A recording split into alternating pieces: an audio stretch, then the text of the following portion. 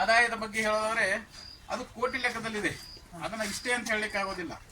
ಅದೇ ಆಡು ಸಾಕಿ ಕೋಟ್ಯಾಧೀಶರ ಅನ್ನಕ್ಕೆ ಮಾಲಿಂಗ್ಪುರದಾಗ ಕುರಿ ಮತ್ತೆ ಏನು ಮೇಕೆ ಸಾಕಾಣಿಕೆಯಲ್ಲಿ ನಿಮ್ಮ ಹೆಸರಾಗಬೇಕಂದ್ರೆ ತಿಳ್ಕೊಬೇಕು. ಎಲ್ಲ ರೈತ ಬಾಂಧವರಿಗೆ ನಮ್ಮ ಅನ್ನದಾತ ಯೂಟ್ಯೂಬ್ ಚಾನಲ್ಗೆ ಸ್ವಾಗತ. ಇಂದಿನ ದಿನ ನಾವು ಮಿಲನ್ ಗೋಟ್ ಫಾರ್ಮ್ ಮಾಲಿಂಗ್ಪುರಕ್ಕೆ ಭೇಟಿ ಕೊಟ್ಟಿದ್ದೀರಿ. ಸರ್, ಮಾಲಿಂಗ್ಪುರಲ್ಲಿ ಕುರಿ ಸಾಕಾಣಿಕೆ ಅಂದರೆ ಎಲ್ಲ ಜನರ ಬಾಯಲ್ಲಿ ಭಕ್ಷಿ ಸಾಬ್ ಅನ್ನೋದೇ ಹೆಸರು. ಯಾಕಂದರೆ ಅವ್ರದ್ದೇ ಆದ ರೀತಿ ನೀತಿಗಳಿರ್ಬೋದು, ಅಂದರೆ ಬೇರೆಯವರಿಂದ ಹೊರತುಪಡಿಸಿ ನೀವೇನೇನೋ ಮಾಡ್ತಾ ಇದ್ರೆ ಅಷ್ಟೇ ಒಬ್ಬ ಮನುಷ್ಯನ ಯಾರನ್ನ ಗುರುತಿಸ್ಕೊಂಡ್ರು. ಸರ್, ತಮ್ಮ ಪರಿಚಯ. ಎಸ್, ನಮಸ್ಕಾರ. ಎಲ್ಲ ವೀಕ್ಷಕರಿಗೆ ನನ್ನ ನಮಸ್ಕಾರಗಳು. ಭಾಳ ಮುಖ್ಯವಾಗಿ ಭಾಳ ಖುಷಿ ಆಯಿತು. ನನ್ನ ಇಲ್ಲಿವರೆಗೆ ಸಂದರ್ಶನ ಮಾಡಿದ ಬಹುತೇಕರಲ್ಲಿ ನಿಮ್ಮ ವಯಸ್ಸಿನವರು ಯಾರಿಲ್ಲ. ನನಗೆ ಖುಷಿ ಆಯಿತು. ಈ ಕ್ಷೇತ್ರ ಬಹುದೊಡ್ಡ ಕ್ಷೇತ್ರ. ಇದು ಆಡು ಸಾಕಾಣಿಕೆ ಆಧುನಿಕ ಸ್ಪರ್ಶ ಕೊಡೋದು ಒಂದು ದೊಡ್ಡ ಮೈಲಿಗಲ್ಲು.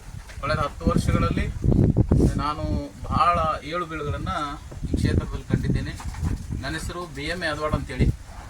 ಮಾಲಿಂಗ್ಪುರದ ಪುರಸಭೆಯ ಅಧ್ಯಕ್ಷನಾಗಿಯೂ ಕೆಲಸ ಮಾಡಿದ್ದೇನೆ. ಕೃಷಿ ಕ್ಷೇತ್ರ ನನಗೆ ಬಹಳ ಅಪ್ಯಾಯಮಾನವಾದ ಕ್ಷೇತ್ರ. ಬಹಳ ನಾನು ಪ್ರಾಣಿಗಳ ಒಡನಾಟದಿಂದ ಬೆಳೆದವನು. ನಾನು ಸ್ಟಾರ್ಟ್ ಮಾಡಬೇಕಾದ್ರೆ ಒಂದು 10 ಆಡಿನಿಂದ ಆರಂಭ ಮಾಡಿದ ಇದು ಒಂದು ಕತೆ. ಇದು ಆ 10ರಲ್ಲಿ 9 ಆಡುಗಳು ತೀರಿಕೊಂಡ್ಬಿಟ್ಟವು. ಬಹಳ ಕ್ಷೇತ್ರಗಳಲ್ಲಿ ಕೈಯಾಡಿಸಿ ಕೈ ಸೋತಿದ್ದೆ. ಇಲ್ಲಿ ಏನೋ ಒಂದು ಮಾಡ್ಲಿಕ್ಕೆ ಬಂದೆ. ಇಲ್ಲೂ 9 ಸತ್ತ ಮೇಲೆ ಮತ್ತೆ ಏನೋ ಅನಿಸ್ತು, ಬೇಡ ಬೇಡ ಅಂಥೇಳಿ ಇದರದ್ದು ಹೆಚ್ಚಿನ ಅಧ್ಯಯನಕ್ಕಾಗಿ ಉತ್ತರ ಭಾರತದ ಕಡೆ ಪ್ರಯಾಣ ಮಾಡಿದೆ. ಉತ್ತರ ಭಾರತದ ಪ್ರಯಾಣದಲ್ಲಿ ಅವರೆಲ್ಲ ಈ ಆಡು ಸಾಕಾಣಿಕೆಯಲ್ಲಿ ಬಹಳ ದೊಡ್ಡದೊಂದು ದಾಪು ಕಾಲು ಇಟ್ಟಿದ್ದಾರೆ. ಉತ್ತರ ಭಾರತದವರೆಲ್ಲ ರಾಜಸ್ಥಾನ, ಪಂಜಾಬು, ಗುಜರಾತು ಮತ್ತು ಮಹಾರಾಷ್ಟ್ರ ಸೇರಿ ಅವರೆಲ್ಲ ಒಂದು ಆಡು 300 kg ಬರುತ್ತೆ. ಅದು ಯಾವ ಬ್ರೀಡ್? ಅದು ಬೀಟಲ್ ಅಂಥೇಳಿ ಒಂದು ತಳಿ. ಅದು 300 kg ತೂಕ ಬರುತ್ತೆ. 300 kg. ಸೋಜತ್ ಅಂಥೇಳಿ ಒಂದು ತಳಿ, ಅದು ಹತ್ತತ್ರ 250 kg ತೂಕ ಬರುತ್ತೆ. ಆಮೇಲೆ ಮುಖ್ಯವಾಗಿ ಶಿರೋಯಿ ನಾವೆಲ್ಲರೂ ಕಾಮನ್ ಆಗಿ ಸಾಕೋದು, ಅದು ರಾಜಸ್ಥಾನದ ಬ್ರೀಡು, ಶಿರೋಯಿ ಅಂತೇಳಿ. ಆಮೇಲೆ ನಾನು ಸಾಕ್ತಾ ಇರೋ ಈ ಬ್ರೀಡು ಇದು ಸೌತ್ ಆಫ್ರಿಕನ್ ಬ್ರೀಡು. ಸರ್, ಇದೇನು ನೀವು ಇಂಪೋರ್ಟ್ ಮಾಡಿರೋದು? ಅದು ನಾನು ಒಬ್ಬ ಭಾಳ ಆಸಕ್ತ ರೈತರು ಅದನ್ನು ಸೌತ್ ಆಫ್ರಿಕಾದಿಂದನೇ ತರಿಸಿದ ಒಂದು ಮರಿಯನ್ನು ತಂದು ಸುಮಾರು 2 ಆಡಿನಿಂದ ಒಂದು ಹೊಂತ ತಂದು ಸಾಕ್ಲಿಕ್ಕೆ ಆರಂಭ ಮಾಡಿದೆ. ಇವತ್ತು ನನ್ನ ಹತ್ರ 30 ಆಡು ಇಲ್ಲೇ ಹುಟ್ಟಿದ ಮರಿಗಳು. ತಳಿ ಅಭಿವೃದ್ಧಿಯ ಸಂಕಲ್ಪ ಮಾಡಿ ಆರಂಭ ಮಾಡಿದ ಒಂದು ಹೆಜ್ಜೆ. ಇವತ್ತು 30 ಆಡು ಬೋಯರ್ ಇದೆ ನಮ್ಮ ಹತ್ರ. ಒಂದು 2 ಲಕ್ಷ ಕೊಟ್ಟವ್ರ ಕಡೆ ಒಂದು ಹೋನ್ ತಂದಿದ್ದೆ. ಇದು ಅದರದ್ದೇ ಮರಿ ಇದು. ಅದರ ಹಿಂದೆ ಒಂದೆರಡು ಇದ್ರ ಬ್ರದರ್ಸ್ ಇದಾವೆ. ಎಲ್ಲ ಒಂದೇ ಬ್ಲಡ್ ಲೈನ್. ಇದು ಒಂದೇ ಬ್ಲಡ್ ಲೈನ್ ಅಂದ್ರೆ ಇದು ಏನು ನೀವು ಕಮರ್ಷಿಯಲೈಸೇಷನ್ಗೆ ಏನು ಇಟ್ಟಿಲ್ಲ? ಇದು ಎಲ್ಲ ತಳಿ ಅಭಿವೃದ್ಧಿಗೆ ಇದು ಒಳ್ಳೆಯ ಬ್ಲಡ್ ಲೈನ್ ಸೌತ್ ಆಫ್ರಿಕಾ. ಅಂದ್ರೆ ಇದ್ರ ಮರಿಗಳನ್ನೆಲ್ಲ ನೀವು ಮಾರಾಟಕ್ಕೆ ಕೊಟ್ಟಿದ್ರಿ? ಈಗ ಗಂಡು ಮರಿಗಳನ್ನ ನಾನು ಆಸಕ್ತ ರೈತರಿಗೆ ಸೇಲ್ ಮಾಡ್ತೀನಿ, ಮಾರಾಟ ಮಾಡ್ತೀನಿ. ತಳಿ ಅಭಿವೃದ್ಧಿಗಾಗಿ ಅದನ್ನ ಕೊಡ್ತೀವಿ. ಆಮೇಲೆ ಹೆಣ್ಣು ಮರಿಗಳನ್ನ ಹೆಚ್ಚಾಗಿ ಇಡ್ತಾ ಬಂದಿದ್ದೇವೆ. ಆಮೇಲೆ 20 ಆಡುಗಳಿಗೆ ಒಂದು ಹೊಂತ ಬಿಡ್ತೀವಿ. ಅದ್ರ ಮರಿಗಳಿಗೆ ಬೇರೆ ಹೊಂತಗಳನ್ನೇ ಬಿಡ್ತೀವಿ. ಅದಕ್ಕೆ ಇನ್ ಬ್ರೀಡಿಂಗ್ ಆಗದಂಗೆ ನೋಡ್ತೀವಿ. ಸರ್, ಹಿಂಗೆ ರೈತರಿಗೆ ಬಹಳಷ್ಟು ಸಂದೇಹಗಳು ಭಾಳ ಐತಿ. ಹಿಂದೆ ಕುರಿ ಮತ್ತು ಮೇಕೆ ಸಾಕಾಣಿಕೆ ನಮ್ಮಂಥವ್ರು ಹೆಂಗೆ ಎಂಟರ್ಪ್ರಿನರ್ಸ್ ಆಗ್ಬೇಕಂತಿದ್ದಾರೆ. ಅಂದರೆ ಕೆಲವೊಂದಷ್ಟು ಪ್ರಶ್ನೆಗಳು ಅವ್ರೊಳಗೆ ಉಟ್ಕೊಂಡಿದೆ. ಅದರಲ್ಲಿ ನಾವೊಂದು ಅಷ್ಟು ಪ್ರಶ್ನೆ ಉತ್ತರನ ನಿಮ್ಗೆ ಕೇಳಬೇಕಂತ ಹೇಳಿದ್ವಿ. ಭಾಳ ಚೆನ್ನಾಗಿ ಖುಷಿ ಆಯ್ತು ನೋಡಿ. ಸರ್, ಇಲ್ಲಿ ಬ್ರೀಡಿಂಗ್ ಚಲೋನಾ ಇಲ್ಲಾಂದ್ರೆ ಫ್ಯಾಟ್ನಿಂಗ್ ಚಲೋನಾ? ಏನು ಇಲ್ಲಿ ಕುರಿ ಮತ್ತು ಮೇಕೆ ಸಾಕಾಣಿಕೆ? ಆಡು ಸಾಕಾಣಿಕೆ ಆಸಕ್ತಿಯಿಂದ ಮಾಡಬೇಕು. ಆಡು ಸಾಕಾಣಿಕೆಯನ್ನ ಎಲ್ಲರೂ ಮಾಡ್ತಾರೆ ಅಂತ ಹೇಳಿ ಮಾಡಬಾರ್ದು. ಇದಕ್ಕೆ ಸಾಂಪ್ರದಾಯಿಕ ಕೃಷಿ ಪದ್ಧತಿಯಿಂದ ನಾವು ಒಂದು ಆಧುನಿಕ ಸ್ಪರ್ಶ ಕೊಡಬೇಕು. ಅವಾಗ ನಿಮಗೆ ಹೆಣ್ಣು ಮತ್ತು ಗಂಡು ಏನು ಕೇಳ್ತಾ ಇದ್ರಿ, ಈಗ ಫ್ಯಾಟ್ನಿಂಗ್ ಮತ್ತು ನಿಮಗೆ ಫಿಮೇಲ್ ಬ್ರೀಡಿಂಗ್ ಅಂತ ಕೇಳ್ತಾ ಇದ್ರಲ್ಲ, ನಿಮಗೆ ಆಸಕ್ತಿ ಹೆಚ್ಚಿದ್ರೆ ಬ್ರೀಡಿಂಗ್ ಮಾಡಬೇಕು. ಈಗ ಇದು ನೋಡಿ, ಆಗಿನಿಂದ ನನ್ನ ತಲೆ ಕುದ್ದಾಡ್ತಾ ಇದೆ. ಇದಕ್ಕೆ ನಿಮಗೆ ಇದ್ರ ಮೇಲೆ ಪ್ರೀತಿ ಬೇಕು ಬಹಳ ಮುಖ್ಯವಾಗಿ. ಈ ಆಸಕ್ತಿ ನಿಮ್ಮಲ್ಲಿ ಬಂದರೆ ನಿಮ್ಮಲ್ಲೇ ಒಂದು ತಳಿ ಹುಟ್ಟುತ್ತೆ. ಅದು ಸೌತ್ ಆಫ್ರಿಕಾದಿರ್ಬೋದು, ಪಂಜಾಬ್ದಿರ್ಬೋದು, ನಮ್ಮದೇ ಆದ ಬ್ರೀಡ್ ಇರ್ಬೋದು. ನಮ್ಮ ಬ್ರೀಡ್ ಕರ್ನಾಟಕದಲ್ಲಿ ಒಂದು 2-3 ಇದೆ. ಒಂದು ಅಮೀನ್ಗಢ ಇದೆ, ಒಂದು ಬಣ್ಣೂರು ಇದೆ ಕುರಿಯಲ್ಲಿ. ಆಡಿನಲ್ಲಿ ಉಸ್ಮಾನಾಬಾದ್ ಅಂತ ಇದೆ. ಅದಕ್ಕೆ ಇವೆಲ್ಲ ಆಸಕ್ತಿ ಬೇಕು. ಫಿಮೇಲ್ ನೀವು ತಳಿ ಅಭಿವೃದ್ಧಿ ಮಾಡಬೇಕಂದ್ರೆ. ಇನ್ನು ಫ್ಯಾಟ್ನಿಂಗ್ ಬೇಕಂದ್ರೆ ವರ್ಷದಿಂದ ವರ್ಷ ಮಾಡ್ಬೋದು, 6 ತಿಂಗಳಿಗೂ ಮಾಡ್ಬೋದು, 3 ತಿಂಗಳಿಗೂ ಮಾಡ್ಬೋದು. ಒಬ್ಬ ರೈತ ಕುರಿ ಆಗಲಿ ಮೇಕೆ ಆಗಲಿ ತರಬೇಕಾದ್ರೆ ಯಾವುದೆಲ್ಲ ಫ್ಯಾಕ್ಟರ್ಸ್ ಕನ್ಸಿಡರ್ ಮಾಡಬೇಕು? ತಳಿಗಳನ್ನು ಆಯ್ಕೆ ಮಾಡ್ಕೋಬೇಕು. ತಳಿ ಒಳ್ಳೆಯದನ್ನು ಗುರುತು ಮಾಡಬೇಕು.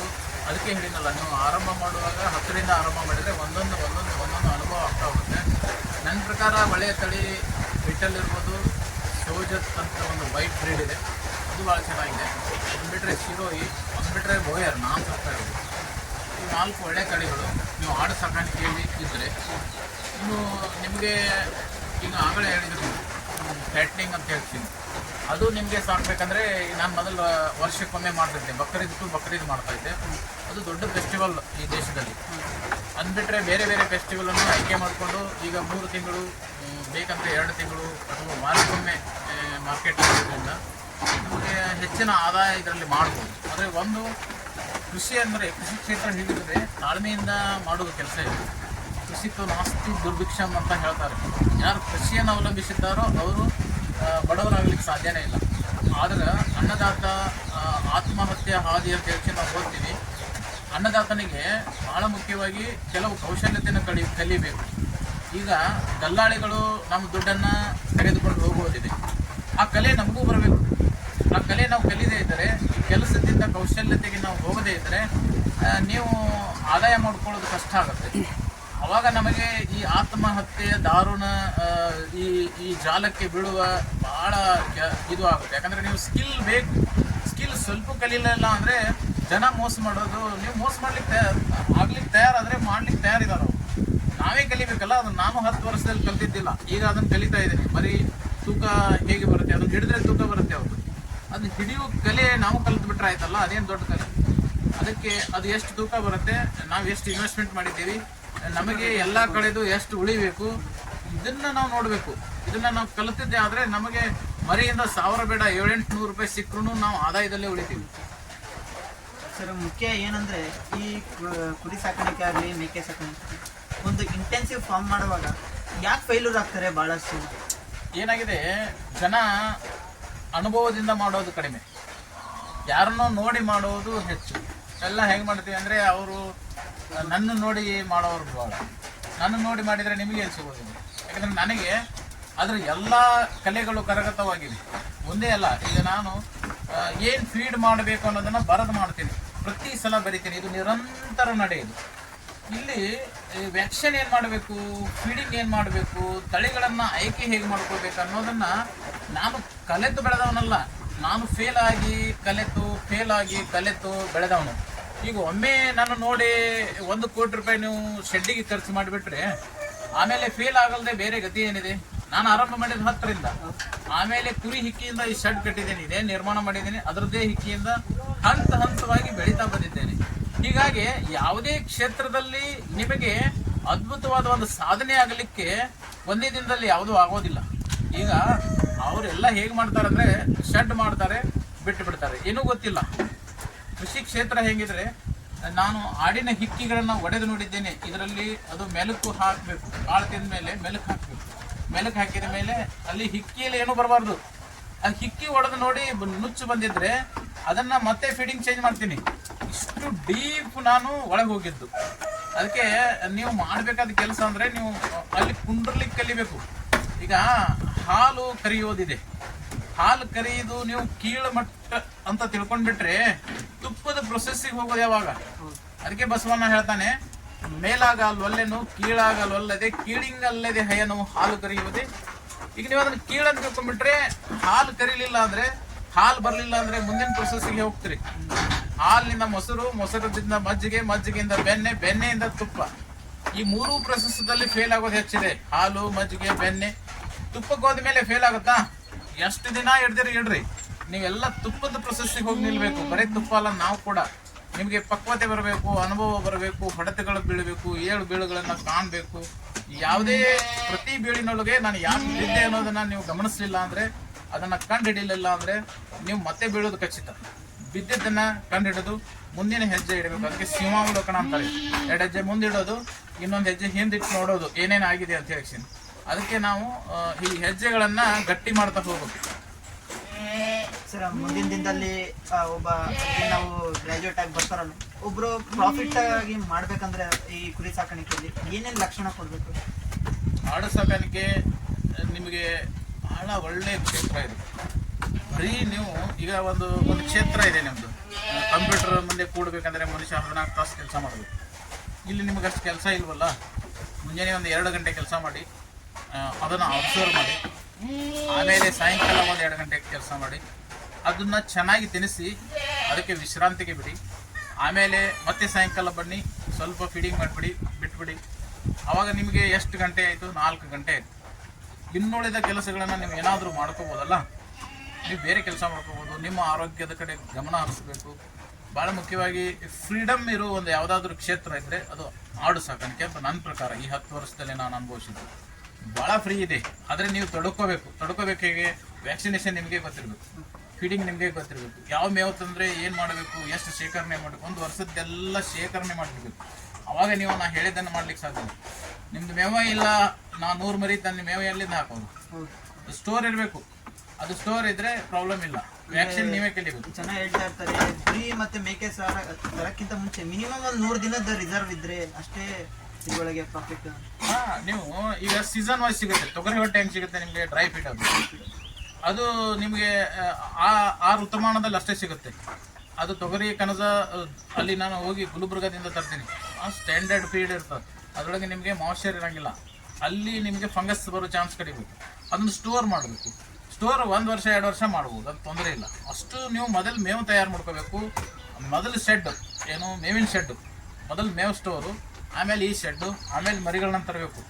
ಜನ ತಪ್ಪು ಮಾಡಿಬಿಡ್ತಾರೆ. ಯಾಕಂದರೆ ಮೊದಲು ದೊಡ್ಡದೊಂದು ₹1 ಕೋಟಿ ಕೊಟ್ಟು ಶೆಡ್ ಹೊಡೆದು ಬಿಡ್ತಾರೆ.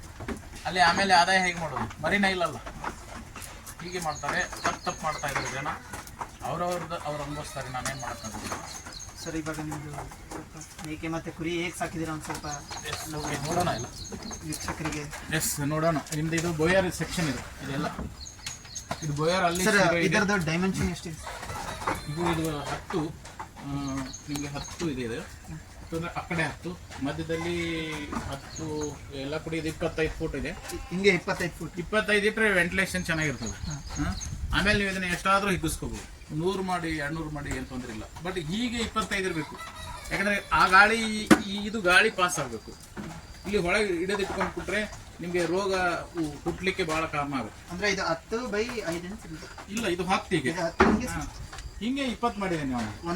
ಒಂದು ಸೆಕ್ಷನ್ ಇದು 20 ಫೂಟದ ಒಂದು ಪೈಪ್ ಇದೆ. ಪೈಪ್ ಕಟ್ ಮಾಡಿ 20 ಫೂಟದ ಒಂದು ಬದಲಿ ಮಾಡಿದೀವಲ್ಲ, ಇದನ್ನ ಇದೇ ರೀತಿ ಮಾಡ್ಕೊಂಡಿವಿ. ನೀವು ಹೇಗಾದ್ರೂ ಮಾಡ್ಬೋದು. 20/10 ಒಳಗೆ ಎಷ್ಟು ಮೇಕೆ? 20 ಮರಿ ಕೂಡ. ಈಗ ಇದು 100 ಇದೆ, ಹೀಗೆ 10 ಇದೆ. ಇಲ್ಲಿ 100 ಮರಿ, ಅಲ್ಲಿ 100 ಮರಿ. ಸರ್ ಕೊನೆದಾಗಿ ಏನಂದ್ರೆ, ನೀವು ಒಕ್ಕಲುತನ ಬಗ್ಗೆ ಬಹಳ ಏನಂದ್ರೆ ಸರ್, ಒಕ್ಕಲತನ ಅಂದರೆ ನನಗೆ ಭಾಳ ಖುಷಿ. ಒಕ್ಕಲತನ ಅಂದರೆ ಏನು ಗೊತ್ತಾ ನಿಮಗೆ? ಒಕ್ಕಲತನ ಅಂದರೆ ಮನುಷ್ಯನ ಹಾಗೆ ಬದುಕಲಿಕ್ಕೆ ಇರುವ ಒಂದು ಒಳ್ಳೆಯ ಕಾರ್ಯಕ್ಷೇತ್ರ ಇದು. ಯಾಕಂದರೆ ಇಲ್ಲಿ ಅನ್ನದಾತ ಅಂತ ಹೇಳಿ ಕರೀತಾರೆ. ಅದನ್ನು ಆ ಶಬ್ದ ಯಾರಿಗೂ ಬಳಸೋದಿಲ್ಲ. ಆಡು ಸಾಕಾಣಿಕೆಯಲ್ಲಿ ಅದೇನೋ ಹೇಳ್ತಾರಲ್ಲ ಸರ್, ಮುಂದೆ ಗುರಿ ಹಿಂದೆ ಗುರು. ಹಂಗೆ ಕುರಿ ಸಾಕಾಣಿಕೆಯಲ್ಲಿ ನಿಮ್ಮಂಥ ಗುರು ನಮಗೆಲ್ಲ ಬೇಕು. ಇಲ್ಲ, ಆಡು ಸಾಕಾಣಿಕೆಗೆ ನಾವು ಒಂದು 100 ಜನ ಬಂದೀವಿ. ಒಂದು 100 ಜನ ಬಂದರೆ